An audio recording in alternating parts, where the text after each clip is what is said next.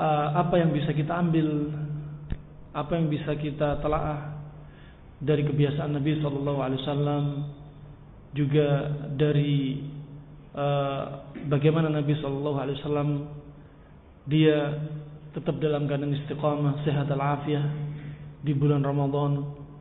Sebagaimana maklum kita ketahui Nabi SAW, kalau kita lihat sebagaimana disebutkan para ulama, selama seumur hidupnya 63 tahun beliau nggak pernah sakit.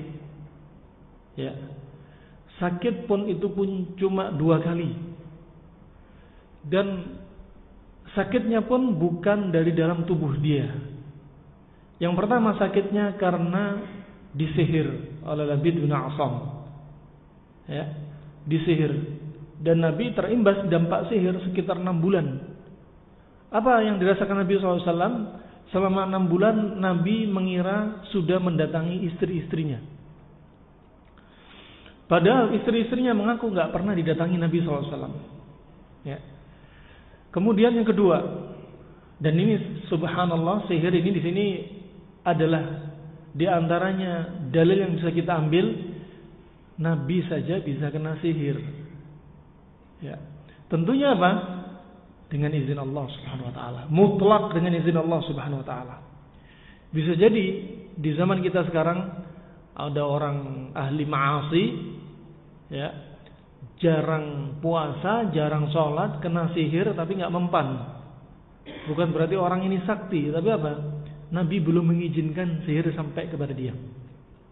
Juga yang kedua, Nabi SAW sakitnya yang kedua adalah karena diracun oleh wanita, ya, Zainab bintul Harith ketika di perang Khaybar, yang waktu itu dia ini ingin membalas dendam atas kematian suaminya yang terbunuh oleh pasukan kaum muslimin, sehingga Nabi menjadi sasarannya.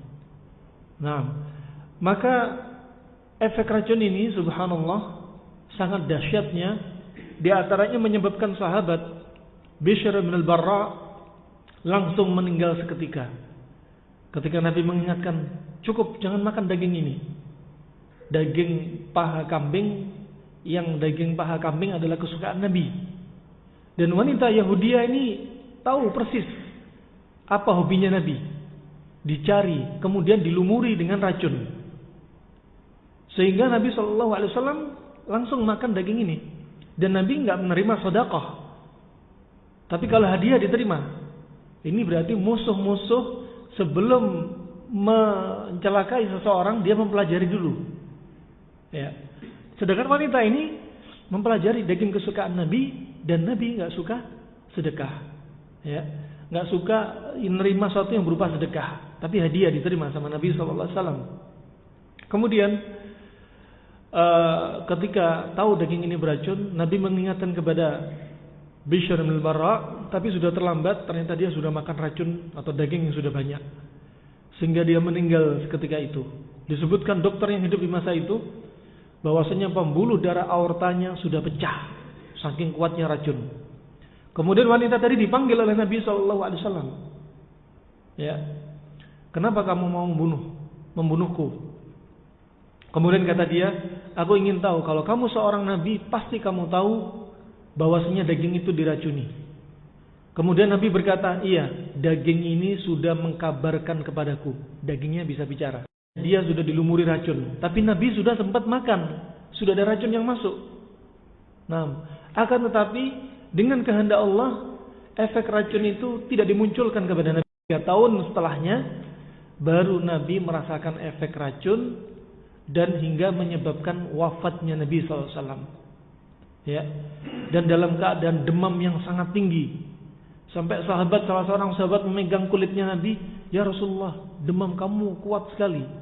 Kata Rasulullah, sesungguhnya demam yang kurasakan adalah seperti demamnya dari kalian 2 orang. Itu menunjukkan bahwasanya para nabi itu cobaannya lebih berat daripada manusia biasa.